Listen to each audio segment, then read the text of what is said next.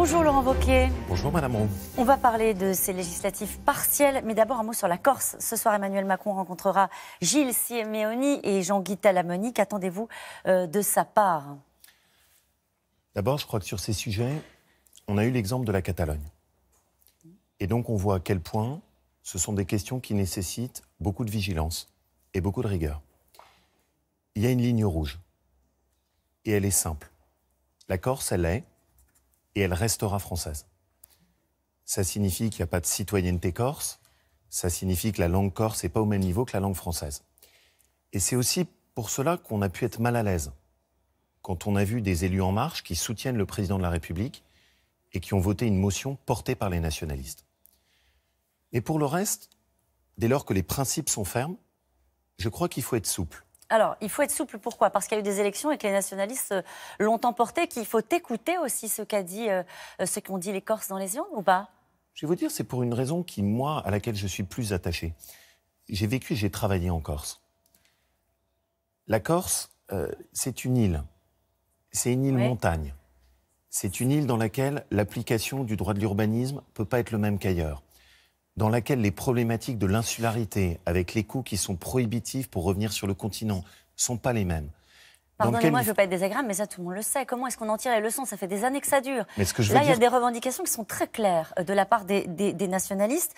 Co-officialité de la langue corse, statut de résident, rapprochement des prisonniers politiques. Ça, ce sont des choses, ce sont des points de départ dans la négociation. La question que je vous posais, c'est est-ce qu'il faut de la fermeté de la part du président de la République? La première chose qui me semble, c'est que ces points de départ sont parfois très, très, très éloignés de ce que sont les attentes de vie quotidienne des Corses. Vous en avez évoqué, je les trouve très loin de ce qu'est aujourd'hui la vie quotidienne et les attentes d'une partie des Corses. Ensuite, sur ces questions, dès lors que la ligne rouge est respectée, et dès lors qu'il est clair que, par exemple, sur la langue corse, il est parfaitement impossible de dire que la langue corse est au même niveau que la langue française, parce qu'il y a une seule langue. En France, c'est le français. Mais pour le reste, moi, je viens d'un département où on apprend l'occitan. Et j'ai toujours défendu le fait qu'il puisse y avoir des écoles d'occitan. J'ai pas de problème, mais je trouve même bien qu'on puisse favoriser... On apprenne le corse en Corse. Qu'on favorise l'enseignement de la langue corse. Et ça, pour moi, c'est pas un sujet. Donc, ce que je veux dire est au fond assez simple. Il faut respecter l'attachement à l'identité de la Corse, mais l'intégration dans la République française, elle ne peut pas être contestée.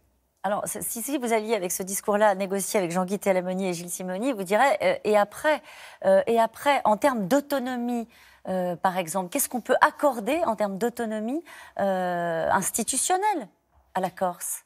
Madame Roux, il y a un point qui peut laisser un peu mal à l'aise. C'est que la Corse vient d'obtenir et vient de mettre en route son nouveau statut.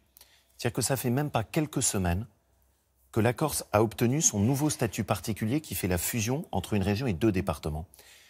Et donc, déjà qu'on commence à appliquer ce nouveau statut, qui donne de très grands pouvoirs très particuliers à la Corse, et qu'on se pose ensuite autour de la table, mais ce que je demande, c'est que ce soit sur des sujets concrets, c'est-à-dire que ce soit sur les questions qui sont les questions du développement de la Corse. Je voudrais ajouter un dernier point. Il y a d'autres domaines sur lesquels on peut être ouvert. Par exemple, la question des prisonniers. Faire en sorte que des prisonniers soient détenus à côté de leur famille. Et notamment quand on connaît les coûts pour des habitants de Corse pour aller rendre visite à leur famille. Ça vous y seriez favorable? C'est quelque chose qui peut se regarder au cas par cas. Mais il n'y a pas de prisonniers politiques. Parce qu'en France, il n'y a pas de prisonniers politiques. Vous êtes choqué par l'absence de Jean-Guy Talamoni aux cérémonies en hommage au préfet Rignac? Oui, parce que je pense qu'il se serait grandi en y allant. Et parce que je pense que, précisément, aussi du côté des nationalistes, on attend des pas et des gestes qui permettent de montrer qu'il y a des pages qui se tournent. Est-ce que vous pensez que c'est possible le retour de la violence en Corse? Je pense surtout que les Corses jugeraient très sévèrement tous ceux qui contribueraient au retour de la violence. J'y étais à l'époque où ça existait. Et je sais ce que ça signifiait pour les familles corses. Alors, 2 législatives partielles gagnées, est-ce que c'est déjà l'effet Wauquiez? Vous savez, j'essaye de rester très simple. Je pense qu'en revanche, il y a un message qui a été envoyé à l'occasion de ces législatives. Au fond, il faut qu'Emmanuel Macron écoute ce que disent les Français et comprenne ce qu'est aujourd'hui leur vie quotidienne.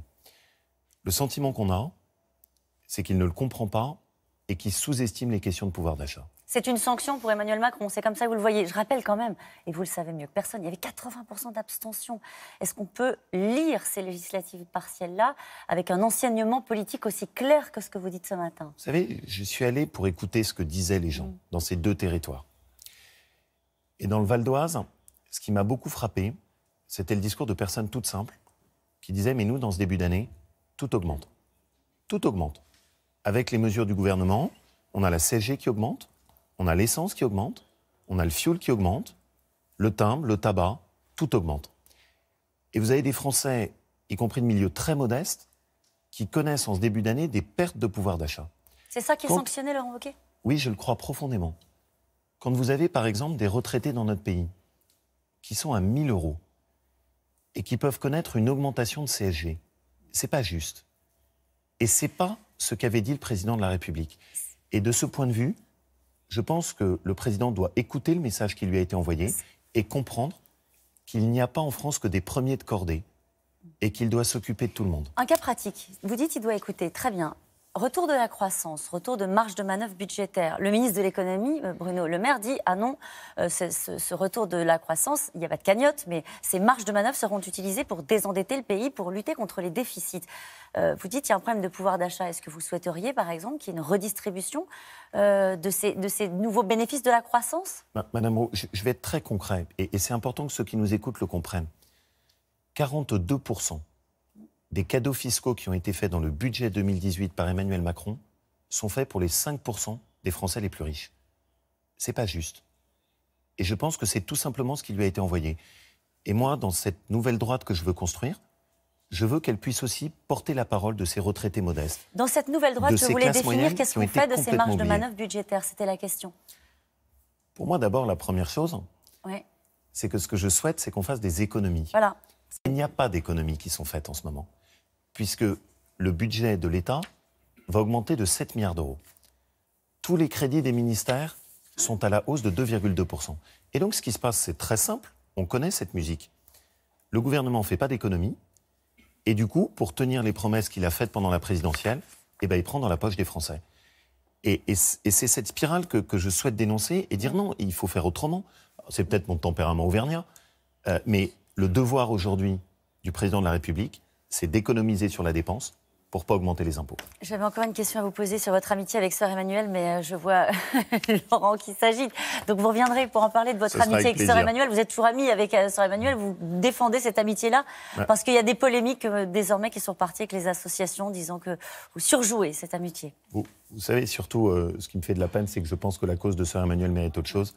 Et sur ce plateau, si ça peut être utile, que ceux qui nous écoutent n'oublient pas son action et quand ils peuvent faire un geste, qu'ils le fassent. C'est dit. Merci beaucoup. C'est à vous, Laurent. Merci, Caroline.